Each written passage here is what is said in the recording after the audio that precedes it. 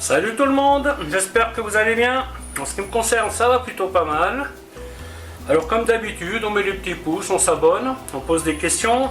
Les questions, je réponds toujours avec plaisir.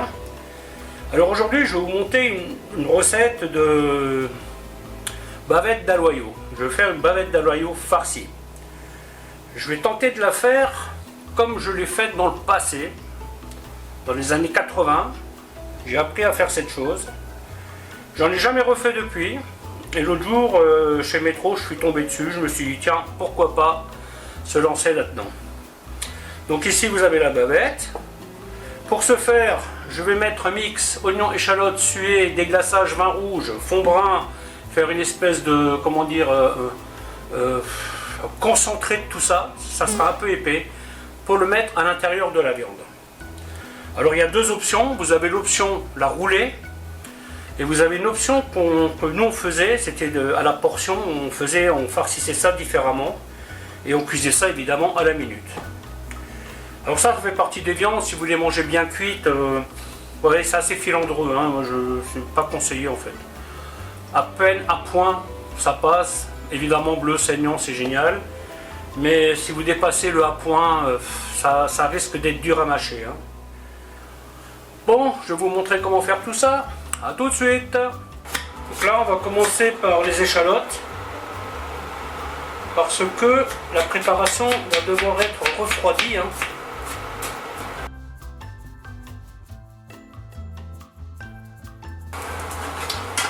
On va commencer par faire suer ça, tranquillement. Une légère coloration. Ça va faire beaucoup, mais c'est pas grave. Hein. J'en aurai l'utilité. Hein.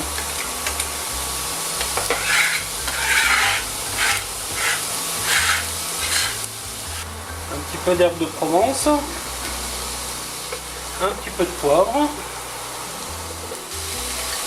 un petit peu d'ail. Donc voici le morceau, bien propre, hein. Quelques petits trucs à enlever, mais ce n'est pas grave. Alors là, je vais faire une partie à farcir. Et une partie, je vais la faire en steak.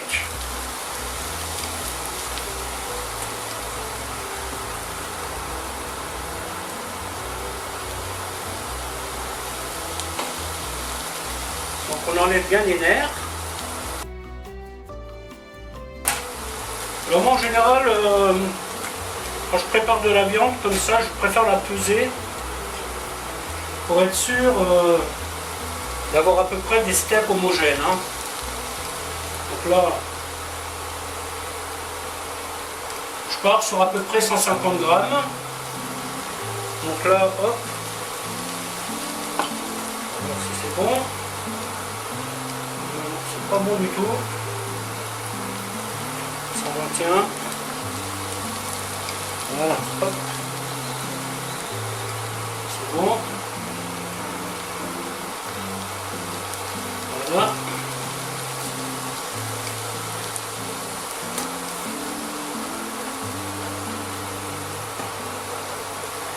Donc pour la partie que je vais farcir, je vais garder le plus épais. Voilà. Celui-là, il va bien aussi. Hop.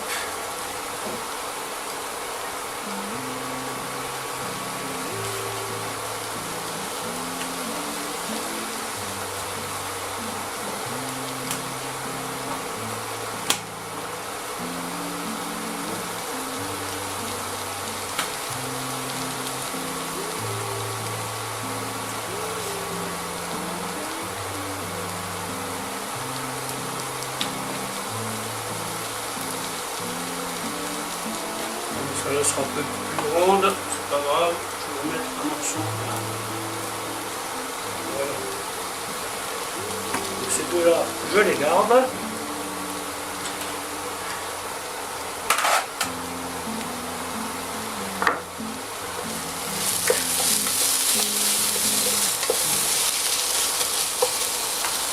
Pour les échalotes, on fait bien attention. Hein. Voilà, donc ensuite quand on a des gros morceaux comme ça, ce que je fais en général, vous voyez, je les taille comme ça. Voilà. Ça va accélérer un petit peu la cuisson. Vous voyez, je commence par le côté fin, côté épais, histoire d'avoir à peu près un côté partout de la même épaisseur. Sinon vous aurez un morceau cuit et l'autre pas cuit.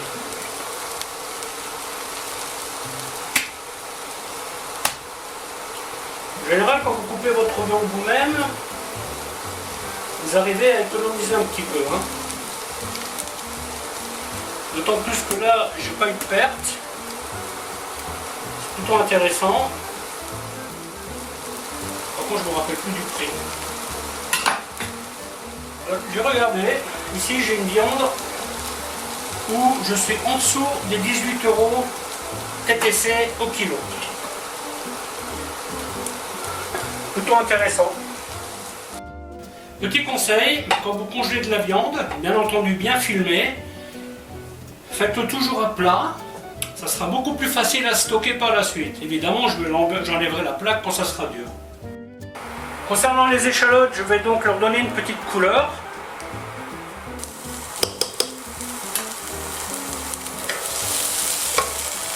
Des glaçages au vin rouge.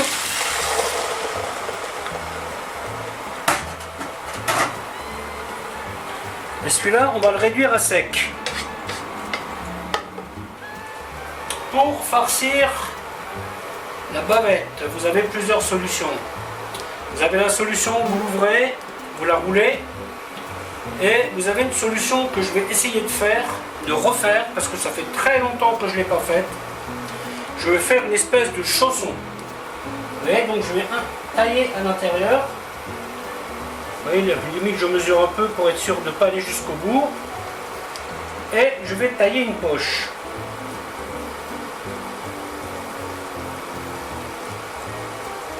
Voilà. Et après, il ne me restera plus qu'à y mettre ma farce. Voilà, vous voyez, ça fera un petit chausson.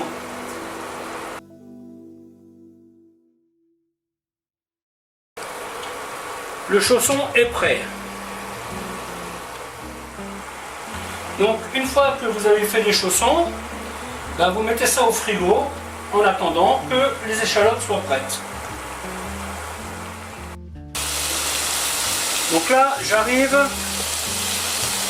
à la fin de la réduction à sec. Alors, si vous écoutez, vous entendez grésiller. Hein. Ça veut dire qu'il n'y a plus de liquide. Moi, je vais insister un petit peu. Je vais mettre un petit peu de roussi.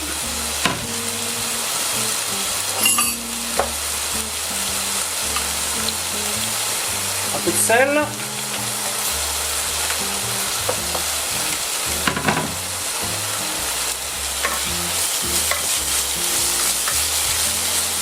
Le poivre y est déjà.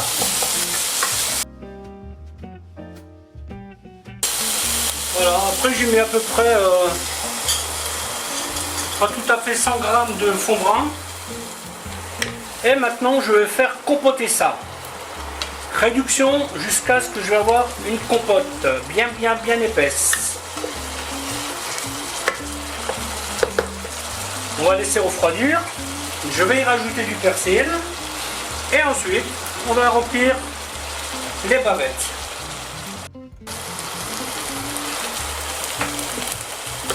Alors quand vous faites cette sauce, faites très attention. Vous ne quittez pas votre casserole. Hein, parce que là maintenant, il y a le fond brun, donc ça peut facilement attacher et brûler. Donc là, ce que je recherche, c'est une espèce de compote. Vous voyez, donc là, je suis pas loin du bout. Hein. Et pareil, là j'insiste un peu, évaporer le maximum de liquide.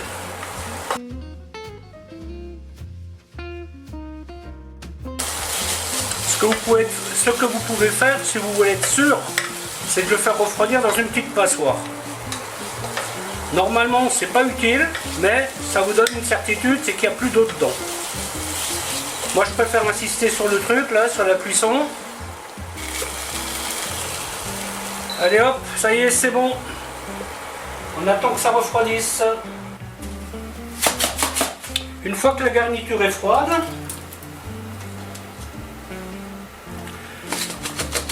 on va y mettre du persil. Pas mal de persil parce que j'aime ça. On mélange.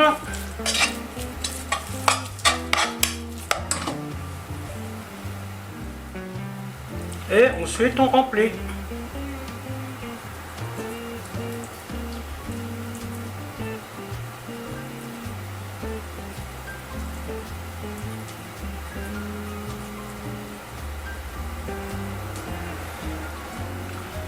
Si vous en faites beaucoup, vous prenez une poche évidemment. Hein. Moi j'en fais deux, donc ça va, j'ai pas besoin vraiment de poche. Voilà, on pousse bien au bout. On n'hésite pas.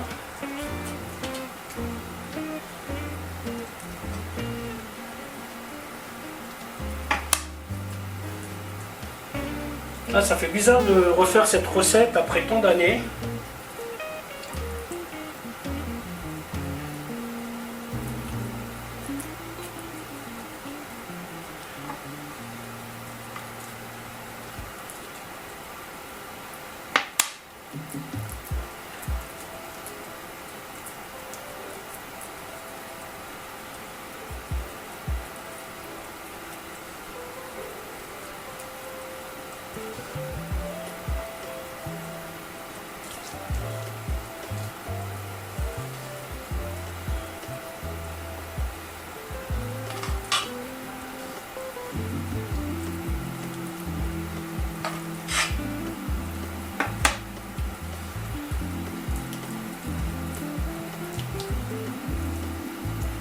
Voilà, celui-là, je fais un petit trou.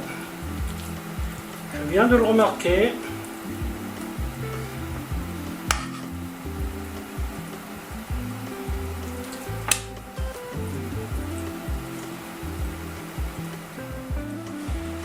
Pour la sauce, rien de plus simple. Hop.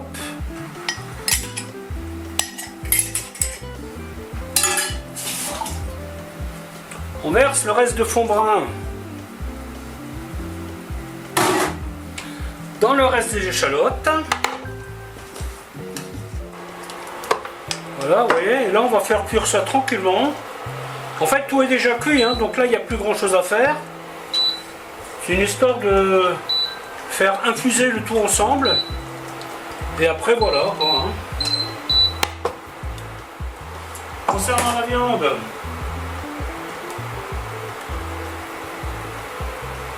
on va y piquer quelques petits cure-dents.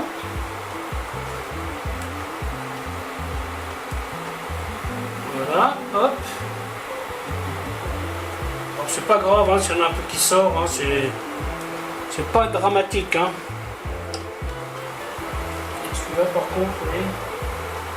Là, il y a un petit bug. Allez, je vais mettre un cure-dent.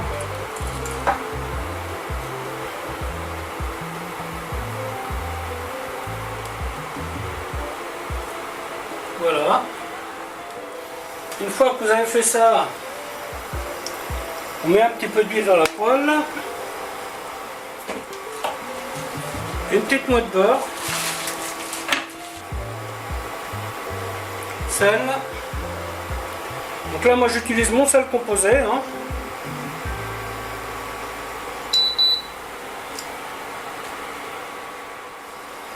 Vous voyez, ça c'est le genre de recette. Si vous avez envie de faire plaisir à des amis carnivores, eh bien vous pouvez préparer ça par exemple le matin, pour le soir. Vous les marquez dans la poêle, vous les terminez au four. Donc là il faut déterminer le temps de cuisson, hein, pour que chacun ait le bonheur de manger la viande comme il veut. Et si, moi je vais faire ça dans la foulée, tout simplement à la poêle. Hein. Comme je mange ma viande presque crue, donc j'ai pas besoin d'insister beaucoup à ce niveau-là. Donc cuisson à la poêle comme un steak classique. 3 minutes sur un côté.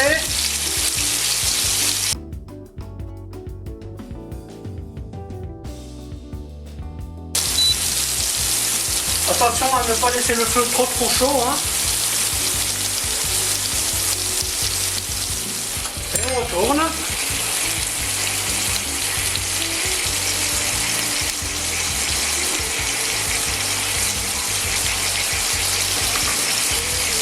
Je laisse 3 minutes.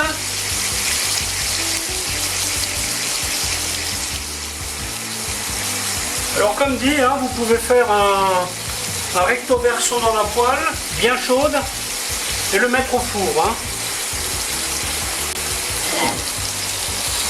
Ensuite, on réserve sur une assiette. On met un coup de chaud à la poêle. On appelle ça faire pincer les sucres. Pincer les sucres, c'est tout simplement accrocher les sucres au fond de la poêle. Ensuite, nous allons dégraisser.